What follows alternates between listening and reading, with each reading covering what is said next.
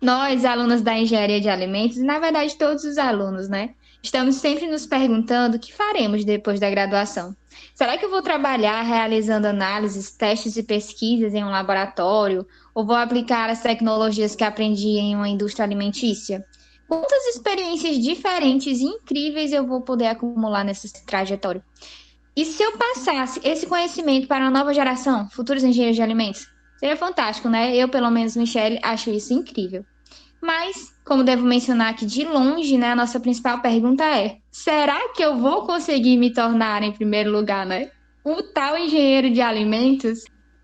No episódio de hoje, nós vamos conversar com uma professora que com certeza tem muito para compartilhar conosco. Da graduação e mestrado ao mercado de trabalho e até a docência. Ela veio hoje nos contar a sua história. Fiquem ligados. Eu sou a Giovana. Eu sou Mariane. E eu sou a Michelle. E esse é mais um Engenharia de quê?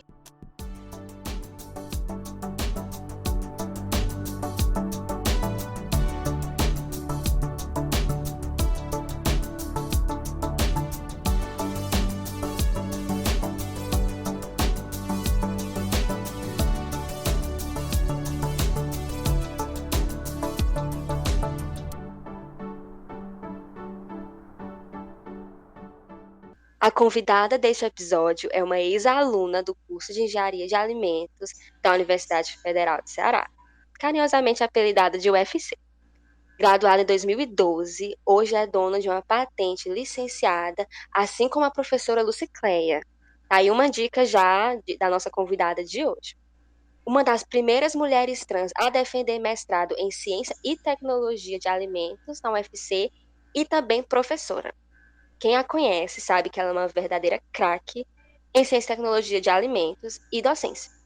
Atual professora orientadora do curso técnico de agroindústria da Escola Estadual de Educação Profissionalizante, também o EEP. Estamos hoje com a Mazé Carvalho de Castro. É um prazer conhecê-la e lhe receber hoje para esse bate-papo. Gostaria de se apresentar também? Eu adoraria. Olá, gente, tudo bem? Quero de antemão agradecer o convite de vocês, meninas. Para mim foi um prazer enorme, estar sendo um prazer enorme participar desse podcast. Então, vamos adiante, que aí eu vou me apresentando. Sou Mazé Carvalho, engenheira de alimentos e geógrafo. E um detalhe, não é uma patente, são duas, tá certo? Vamos lá, vamos começar. Olha só, arrasando. Então, mas a gente não pode deixar de notar, né, ao ver essa trajetória no Lattes, justamente o que a senhora falou agora. Que a gente também tem a geografia, né, tem toda a paixão, eu digo assim, pela ciência, né, e tecnologia dos alimentos. E a senhora tem a formação no curso de geografia, isso vindo, né, lá Também tem a questão da contabilidade, né, também realizado antes, com a sua formação na UES, e a engenharia de alimentos, né, pela UFC, acabando com duas formações aí que se diga, né? Isso, exatamente. A engenharia de alimento veio pela minha paixão por alimentos, né? Eu fui dona de uma churrascaria durante 16 anos e aí eu conheci na prática os alimentos, mas eu gostaria de conhecê-lo na teoria. Então, eu fixei a engenharia de alimento como uma meta para mim. A geografia é paixão de criança, né? Então, aproveitei tudo e saí estudando aí adoidado. Mais ou menos isso. Ai, que incrível. Eu sou uma pessoa que já veio da geografia, eu fiz um semestre, mas eu optei pela engenharia de alimentos. Então, quando eu vi aquilo, eu me identifiquei.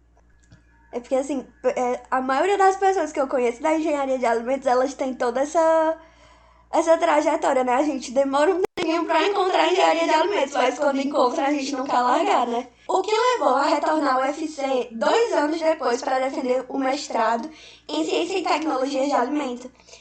Já que você já tinha feito formação em 2 cursos e sendo técnica em contabilidade e processamento de dados. O seu mestrado foi na área de alimentos, né? Pode contar pra gente um pouco sobre essa escolha, como foi que decidiu, ou se foi uma coisa que foi acontecendo naturalmente? Com relação ao mestrado, ele foi bem difícil para mim, porque não foi um mestrado remunerado, porque na época eu já trabalhava. E eu trabalhava no interior do estado.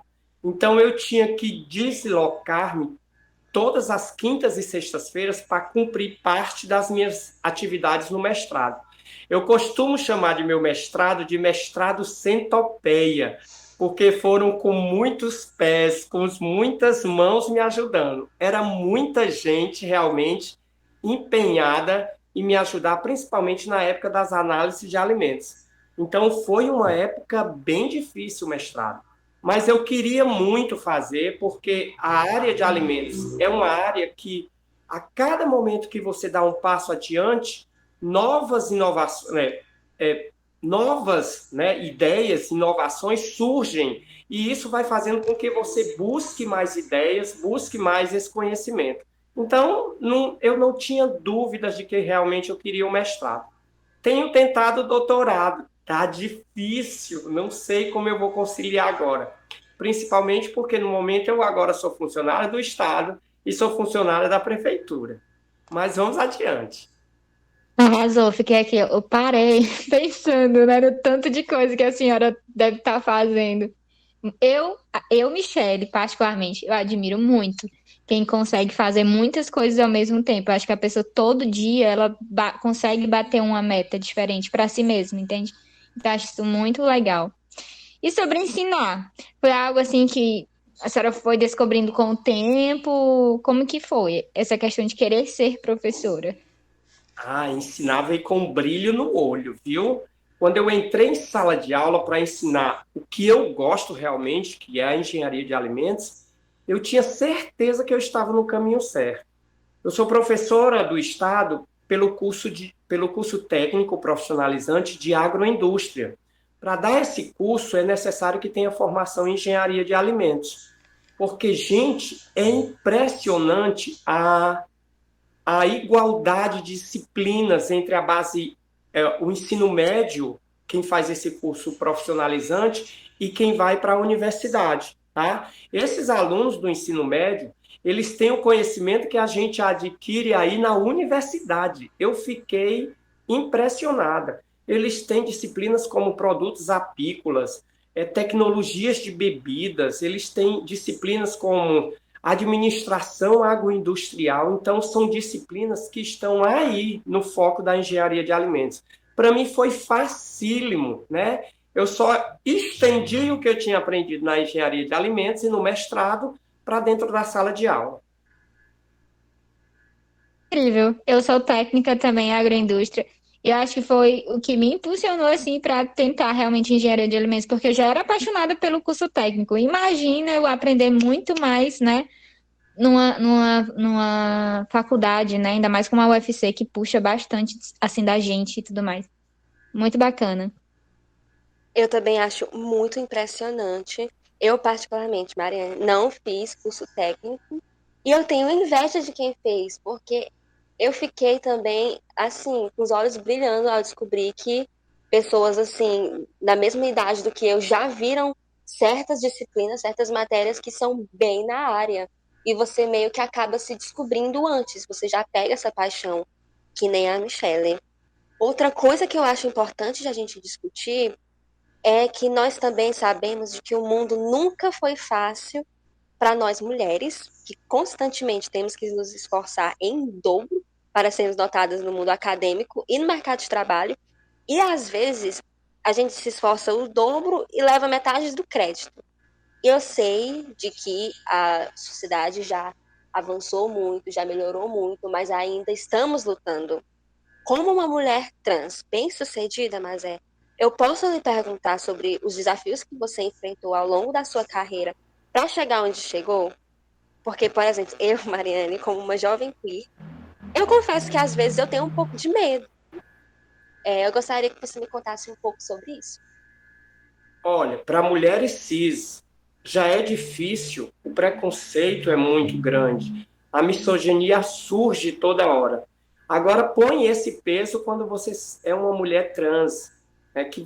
O que mais me impressionou nessa minha vida trans, porque sempre foi uma vida de enfrentamento, tá? Eu sempre estou disposta a estar brigando. Às vezes a gente é até muito agressivo com as pessoas, mas é porque a gente já fica em guarda esperando a agressividade. mas normalmente é bem tranquilo para mim, tá? Porque realmente eu me imponho. Eu sou uma mulher alta, fica difícil você discutir com a mulher alta que tem esse vozeirão. Mas eu tive problemas sérios. Muitos desses problemas, por incrível que pareça, meninas, dentro da universidade.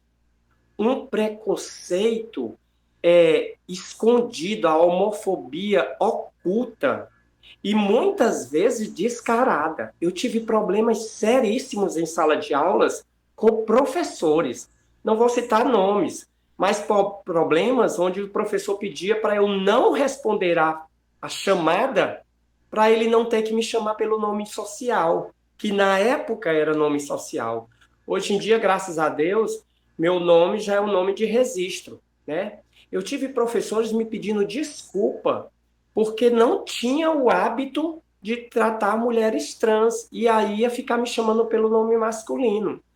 É impressionante, por isso que eu fixo o preconceito ainda dentro da universidade. Eu ouvia piadinhas em corredores, né? Só que essas piadinhas comigo nunca passa batida. Eu vou para cima, eu vou para o enfrentamento. Porque uma coisa que eu aprendi é que respeito com pessoas trans é impositivo. Você tem que ir lá e exigir. É impressionante, né? Você não pode se calar, você não pode baixar a cabeça, porque as pessoas realmente lhe pisam, lhe chutam, lhe desprezam. E não é esse o caminho, né? Então, o que muito me chocou foi dentro da universidade. Já no ambiente de trabalho, isso é muito aceitável, tá? Eu fiquei muito contente quando eu vim para o interior e a receptividade dessa cidade que eu estou com pessoas trans. É impressionante como eu fui bem tratada nessa cidade, né? O que não aconteceu dentro de uma universidade. A minha situação dentro da universidade veio melhorar depois do mestrado, né? Alguns professores que não me respeitavam durante a graduação passaram a me ver com outros olhos no mestrado. É mais ou menos isso. São dias de lutas e poucos dias de glórias, viu? Vale se ressaltar. Entendo. Fico bem feliz de saber de que melhorou. Eu também acho que respeito é algo que a gente realmente vai ter que impor, porque a homofobia, esse preconceito é enraizado, é estruturado, a pessoa não admite, mas tem, ou pede desculpas, mas tem. Então, um mestrado ajuda, uma carreira bem-sucedida, a gente dando um nome, a gente vai lá e realmente impõe o respeito que a pessoa tem que ter por nós. Admiro muito isso. Realmente, a gente não pode baixar a cabeça. A gente sabe o nosso valor, então que bom que as coisas são bem melhores agora. Mas são dias de lutas e dias de glória. Seu depoimento é muito lindo, é muito forte. Você é um exemplo, assim, de pessoa pra gente, né, agora. Eu não sei nem o que falar, sinceramente, foi impactante demais, mas é. Mas eu espero que esse episódio, ele toque as pessoas como tá me tocando nesse momento, né? Ainda mais nesse mês. Algo Que é muito importante que eu tenho a importante. dizer é que se mantenha sempre em guarda. Por incrível que pareça, uma pessoa trans nunca está relaxada. Está sempre em guarda, sempre aguardando alguma agressividade, né? Eu, inclusive, de 2018, 2019 para cá, eu já estou com o segundo aluno trans, que era uma garota que se transformou em aluno trans, e eu venho ajudando muito a esses alunos, sabe? Com a convivência, com a relação com os amigos, com a relação com a família dentro de sala de aula. A gente não está aqui criando uma apologia pela transexualidade. A gente está aqui buscando igualdade para as pessoas que são diferentes. É isso que a gente faz na sociedade. É muito importante a gente falar disso, né? Porque muitas vezes já é uma situação difícil para a pessoa se entender, né? Passar por essa transição. Então, eu acho que as pessoas elas têm que ser abraçadas, né? A gente tem que apoiar, a gente tem que acompanhar, a gente tem que dar todo o suporte e todo o carinho. É triste a gente ter que desenvolver essa casca grossa, sabe? Essa resistência, ficar sempre guardado por conta de que a gente não sabe o que esperar, a gente não tem mais confiança nos outros por conta desse preconceito. É algo muito triste, mas estamos mais fortes, né? Mas você é muito forte e eu acho muito legal mesmo, tá ajudando alunos também que estão passando pela mesma coisa, porque você sabe como é, você se identifica e você tem agora a capacidade de ajudar alunos a não passar pelo que você passou e ver se a gente consegue cada vez mais diminuir essa perpetualidade do preconceito. O mundo tem que melhorar com atitudes como essas. Nossa, a gente tem que ter consciência. Eu realmente fiquei muito tocada e eu espero que você saiba. Voltando um pouco para as nossas perguntas, né? Conta pra gente um pouco sobre o que você ensina, qual a importância da ciência e da tecnologia de alimentos para nós e por que aprender sobre. Eu costumo dizer para os meus alunos, porque eu ensino na área de agroindústria, né? Que para ser professora dessa área precisa ser engenheira de alimentos, como eu disse anteriormente. Eu costumo dizer para os meus alunos que não vai faltar emprego para eles nunca, né? Porque afinal de contas, o alimento vai estar presente até o fim dos tempos. Então, para nós, está garantido aí uma área. Só que é uma área muito difícil, porque muitas pessoas acessam sem ter o devido conhecimento. Mas o que eu ensino realmente é algo muito importante. Aqui na nossa cidade tem um episódio interessante, tá? Que quando nós chegamos aqui na cidade, em 2014, já ensino a agroindústria aqui há 8 anos, esse curso ele não tinha uma boa visibilidade, né? As pessoas costumavam dizer que a gente ia aprender, que os alunos iam aprender ou a capinar, ou iam aprender a cozinhar. E isso vem quebrando, a gente vem quebrando esses paradigmas, tá certo? Inclusive, o nosso curso ele era muito presente de meninas. Eu tenho em torno na sala de aula 45 alunas, e desse total era em torno de 5 alunos meninos. Hoje em dia, isso está quase que se equiparando, está em torno de 45% a 55%. Ou seja, os meninos começaram a ver o curso de agroindústria como uma área em que eles também podem estar presentes. Afinal de contas, a gente ensina processamento de pescado, processamento de leite, análises microbiológicas, né? Bioquímicas, né, de alimento. A gente ensina o universo do alimento e da industrialização do mesmo. Então, é um curso, hoje em dia, na minha cidade, muito procurado. E procurado também devido às 2 professoras que fazem a base técnica do curso, que sou eu, professora Mazé, e a professora Laís. Nós 2 temos mestrados. A gente tem, gente, uma diversidade de aulas práticas. Os alunos ficam encantados. Eu acho que eu tenho... Meus alunos na agroindústria têm mais aula prática do que no próprio curso de engenharia de alimentos. Né? A gente faz aulas práticas de filetagem de pescado, análises de leite, fabricação de biscoito, fabricação de doces, né? Produção de bebidas. É um curso altamente qualificado. Eu só tenho elogios por esse curso, tá? Então, eu não posso nem dizer realmente que eu não indico, porque aí eu vou estar pisando na bola. Mas é um curso excelente. E a nossa amiga, a Michele, que saiu do técnico de agroindústria e foi para a engenharia de alimentos, pode ter certeza, ela está alguns degraus acima dos demais alunos que estão chegando assim, cru, sem nenhum conhecimento. Ai, mulher. Nossa, eu fico com vergonha. Não, mas realmente a gente passa, assim, né? As meninas agora passa por muita dificuldade, realmente, pela aceitação, assim, como a senhora mencionou, né? Até da cidade sobre um curso. No meu tempo, eu fiz de 2014 a 2016. No meu tempo, eu não sei hoje, mas dos 4 cursos que a escola disponibilizava, só o nosso não tinha um laboratório. Então era muito difícil, porque a nossa alegria era justamente ter uma aula prática, ter um trabalho diferenciado. Eu lembro que teve uma disciplina sobre o amadurecimento de frutos, e aí a gente fez etapas de secagem com secadores artificiais, montados em casa, com isopor, com bacia. A gente tinha uma criatividade assim surreal, porque a gente não tinha de onde tirar, né? Não tinha um suporte, que se diga assim, da escola nesse sentido. Então, se o professor não tivesse muita criatividade, né, para realmente mostrar ali algo prático para a gente não tinha. Então, eu sempre gostei muito, assim, sempre fui fascinada pela ciência, né, que envolve os alimentos e tudo mais.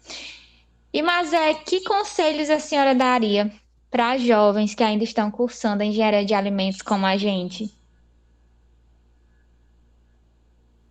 Gente, foca no que for possível. Se vocês tiverem possibilidade de fazer monitoria, faz monitoria, isso vai te ajudar bastante, inclusive, na hora que você pretender fazer um mestrado. Você também tem que se focar que não é só na indústria de alimentos que você pode trabalhar, tá certo? A gente pode ver aí, no meu caso, eu não trabalho na indústria de alimentos, eu trabalho como professora, então é uma área possível. A gente pode trabalhar em empresas federais, como a Agência de Vigilância Sanitária, a Anvisa. A gente pode trabalhar em áreas industriais, em áreas comerciais. Você pode ter a sua loja de produtos, né? Produtos próprios. Você pode ter aí a possibilidade também de você trabalhar na área de comércio. Então, é uma diversidade muito grande para quem faz curso de engenharia de alimentos, né? Principalmente uma área muito comum, que é a área de consultoria. Eu conheço muitas das minhas amigas que montaram escritórios de consultoria e hoje em dia estão oferecendo estágio e empregos para esses alunos que estão saindo recentemente para o mercado de trabalho. Então, a área tem... Tá ótimo. Fiquei até mais calma, fiquei até mais tranquila. Pois agora, nós vamos pro bate-volta. É algo que a gente sempre faz. São basicamente perguntas rápidas que a gente vai jogar assim para descontrair. Vamos lá? Vamos, podemos. O melhor momento ou a melhor memória na UFC? Eu acho que eu vou dizer isso e eu acho que vocês vão concordar. Calorada. É bom demais. Calorada é bom demais. Não sei se vocês já tiveram por causa da pandemia, mas esse é o melhor momento. Nós temos episódios engraçadíssimos. Nós, alunas da engenharia de alimentos, eu era do laboratório de frutos. Eu vou contar um episódio engraçado. Quando tínhamos caloradas, a gente, no finalzinho das aulas, a gente ia comprar cerveja, a cerveja vinha quente. A gente colocava no freezer ultra rápido. Em 15 minutos, a cerveja estava geladinha. Era muito bom, muito bom. São episódios muito bons. Vai, continua. A Mazé tá ensinando um esquema pra gente, viu? Cuidado. Usando a tecnologia dos alimentos para o bem, é o que eu digo. Eu tô rindo aqui, eu fui bolsista do Frutos também 3 anos, e é tudo assim tão rígido que eu tô imaginando a pessoa escondendo bebida para gelar rapidamente. A pior disciplina do curso que a senhora já fez. Ai, a pior disciplina. Você tá mais de uma. Operações unitárias, não é que seja a pior, é a mais difícil. Você tem que dar o grau. Se for com o professor Marcos, ele cobra muito. Mas é uma disciplina que você sai sabendo sobre operações unitárias. A pior de todas, mecânica dos fluidos que eu tive. Porque era um professor alemão. Eu não entendia nada. Nada, nada, nada. Foi horrível. Mecânica dos fluidos, a pior disciplina. Eu vejo por cima ainda, na minha cadeira de físico-química, eu vejo ainda por cima a mecânica dos fluidos, eu já tenho pesadelos. E qual foi a melhor disciplina do curso que já fez? Ou as melhores favoritas? Pronto, as melhores eu acho que são inclusive as que eu dou melhor no curso de agroindústria, tá? que é processamento de leites. Adoro a disciplina de leites e frutos, né? Frutos, eu me encantei, tanto é que eu fui para a área de frutos no mestrado. As minhas 2 patentes são na área com frutos, então não tinha como não negar frutos. Mas tecnologia do leite eu também gosto bastante. Inclusive, né, no nosso curso aqui na nossa cidade, eu faço aula prática que a gente faz a fabricação de queijo no laboratório. E nosso laboratório é laboratório adaptado, viu? Não é um laboratório, não, porque toda a escola é adaptada. Essa semana que vem eu já vou fazer disciplina de produção de iogurte. Então, não tem tempo ruim aqui. A gente dá um jeito com os alunos. Morro de inveja. Mas será que dá pra voltar pro técnico, hein? Pra eu fazer a agroindústria aí? Não é, né? Dá sim. O maior mico na UFC. Gente, isso é engraçado, tá? Quem já trabalhou no Frutos sabe que tem um caderninho de anotações de quem quebrou vidraria, tá? Lá tem um caderninho que você obrigatoriamente, não sei se ainda tem, vocês até me tirem essa dúvida, né? Tem um caderninho que se você quebrou, você vai lá e coloca. Mazé quebrou uma cubeta, tá? Mazé quebrou um tubo de ensaio. E aí, um dia, quando eu quebrei quebrei uma vidraria, eu fui colocar meu nome. Quando eu fui colocar a vidraria no lixo, que tinha um cesto de lixo exclusivo para vidraria, ele estava para mais do meio o cesto. Aí eu voltei no livro, e quando eu abri o livro que eu saí olhando, eu só encontrava lá Mazé Carvalho, Mazé Carvalho, Mazé Carvalho. Eu disse, meu Deus, só eu que anoto essa vidraria. Então, esse era o mico que eu passava. Eu ia lá e anotava, e as demais pessoas não. Foi horrível isso, viu? Real, viu? Meu Deus. Ainda existe o livro lá? Até onde eu fui, né? A bolsa terminou ano passado, só que estava em pandemia. E aí eu já tinha reduzido as minhas idas porque eu faço parte do grupo de risco. Mas até o meu último dia lá, presencial, né? Ainda tinha ata, mas pouquíssimas pessoas escreviam realmente. Nem todo mundo anota, exatamente. Ai, que horrível, parece que só você quebra. Só você Ai, que ai. quebra, você fica se acusando. É só a pessoa que admite, né? Pois, nós concluímos as perguntas e nós chegamos ao fim de mais um episódio. Esse foi o Pipeando com Mazé Carvalho, episódio número 80 do Projeto Pipe, juntamente ao podcast Engenharia de Quê? Muito obrigada pelo tempo, pela conversa, eu ri muito e também foi muito esclarecedora. Também me emocionei, foi tudo. Nós adoramos e esperamos que os nossos ouvintes também. Aguardamos vocês na próxima conversa. Esse é mais um Engenharia de Quê?